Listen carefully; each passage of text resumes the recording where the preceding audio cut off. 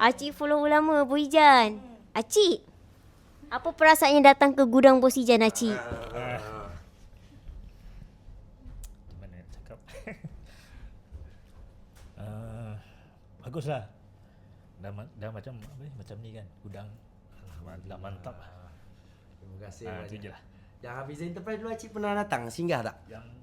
Yang tak, sana. Tak pernah. Yang terus dari kedai lepas sekolah Arab tu Yang mula-mula dulu lah. Oh. Kedai kecil.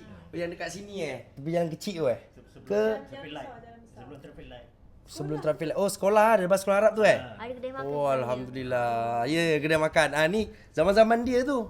Zaman Angel lah. Angel dah ada sana. Dulu alhamdulillah. Oh, rasa happy Acik. Jumpa. Rasa terharu sikit Acik. Terima kasih banyak Acik. Datang lagi. Tak sangka boleh jumpa lagi saya kat sini.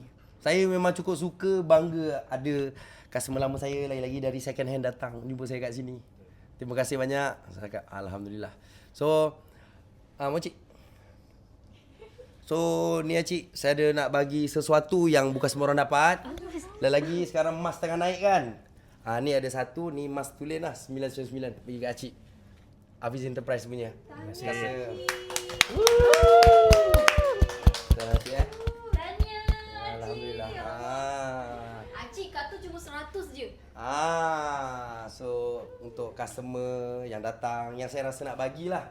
So tahniah lah. Ibu emas tengah naik-naik lonjak-lonjak ni balu sikit. Terima kasih. Alhamdulillah sama-sama. Tahun ni orang pertama Acik yang dapat. Ya ke? Acik orang pertama Acik. Terima kasih. Acik cerita, baru saya cerita kat bos tadi. Saya ada customer tadi.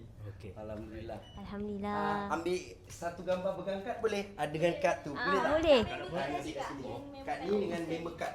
Member card ni nanti dah tak keluar. Dia hanya setengah customer je. Awak ni. Dia nak bergambar juga bos. Haji, jom Okey. kita tunjuk depan. Dah boleh masuk sekali. Acik masuk sekali, Sekeluarga, Acik. yuk abang brother. Acik sekali.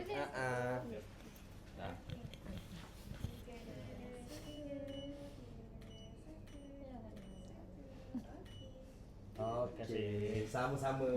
Sama-sama alhamdulillah Acik. Terima kasih Acik datang sini Acik. Sama-sama.